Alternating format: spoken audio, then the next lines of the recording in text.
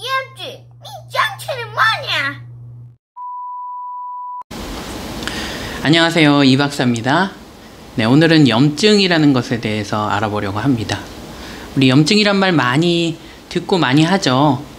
간에 염증이 있으면 간염, 위에 염증이 있으면 위염, 관절에 염증이 있으면 관절염, 이렇게 염증과 관련된 병명 이야기도 많이 듣고, 실제로 우리 약국에서 브루펜 시럽, 아스피린, 타이레놀 같은 염증 약들도 많이 살 수 있습니다.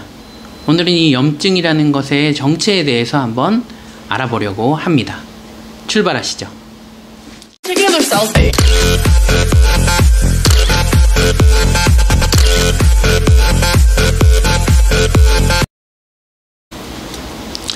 전 세계에서 가장 많이 팔리는 약은 어떤 약물일까요? 네, 여러분 예상대로 염증을 없애는 약입니다. 그 규모는 2020년 기준 1061억 달러고, 그리고 이는 항암제보다도 높은 순위라고 하니 염증을 없애는 것이 의학에서 얼마나 중요한 일인지 잘 알 수 있는 대목이라고 할 수 있습니다. 이렇게 염증을 없애는 약이 많으니 이런 생각을 할 수 있는데요. 염증이라는 것은 몸에 나쁘다, 그렇게 생각하기가 쉽습니다. 하지만 기본적으로 염증이라는 것은 우리 몸을 지켜주는 면역 반응이라고 할 수 있습니다. 이를 처음으로 얘기한 분은 놀랍게도 의학의 아버지로 불리는 히포크라테스인데요.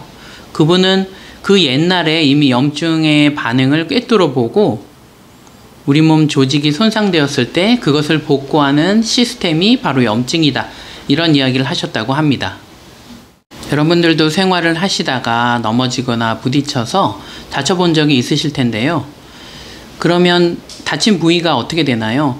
빨개지고 붓기도 하고, 만져보면 열감도 있고 통증도 느끼고, 그런 4가지 반응을 느끼게 되죠. 이것을 홍종, 열통, 염증의 4가지 징후라고 합니다. 이 징후를 제일 처음 얘기한 분은 무려 기원전 25년에 사셨던 켈수스라는 분이에요. 로마의 박물학자였던 이 켈수스라는 분이 책에 이 4가지 증상을 염증의 대표 증상으로 기록을 하셨다고 합니다. 정말 놀라운 일이죠? 염증이라는 것은 한마디로 우리 몸 어딘가가 손상이 되었을 때, 어떤 원인으로든 손상이 되었을 때 그거를 복구하는 시스템입니다.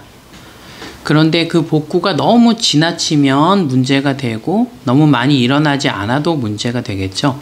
그것을 적정하게 조절하는 것이 의사의 몫이라고 생각을 합니다. 자, 조금 더 깊이 들어가 보도록 하겠습니다.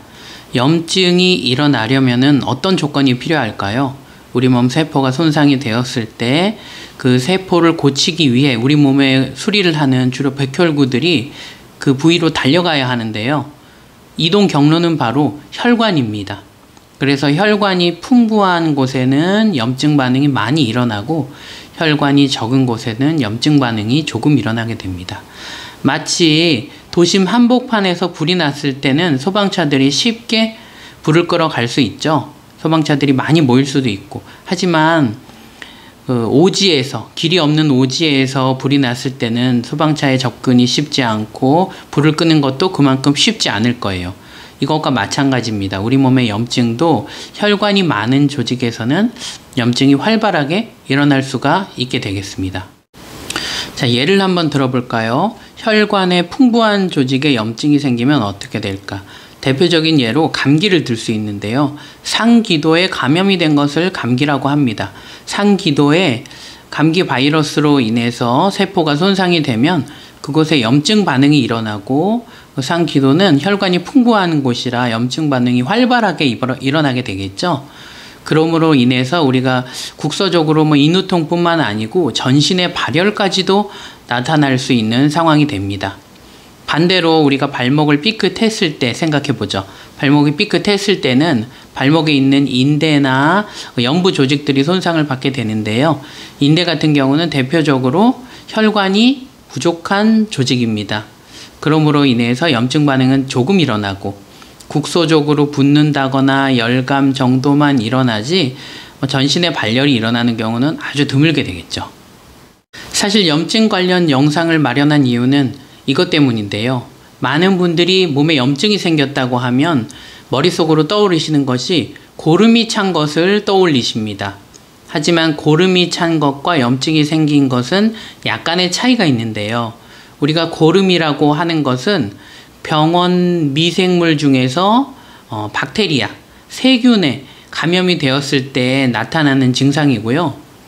우리 몸 세포가 손상되는 기전은 바이러스, 박테리아 같은 미생물뿐만 아니고 아까 말씀드렸듯이 물리적 손상이라던가 방사선, 기타 여러 가지 손상이 원인이 되어서 나타날 수 있는데요. 고름은 균이 감염되었을 때만 나타나는 증상이다, 이렇게 아시면 되겠어요. 염증이라는 것이 모두 다 고름을 일으키는 것은 아닙니다. 한마디로 염증과 고름은 다른 것이고, 실제로 고름이 있을 때는 염증을 없애는 약보다는 세균을 죽이는 항생제를 쓰는 경우가 훨씬 많은데요. 염증과 고름의 차이를 자세히 아셔서 병원에서 설명을 들을 때 여러분들에게 참고가 되었으면 좋겠습니다. 감사합니다.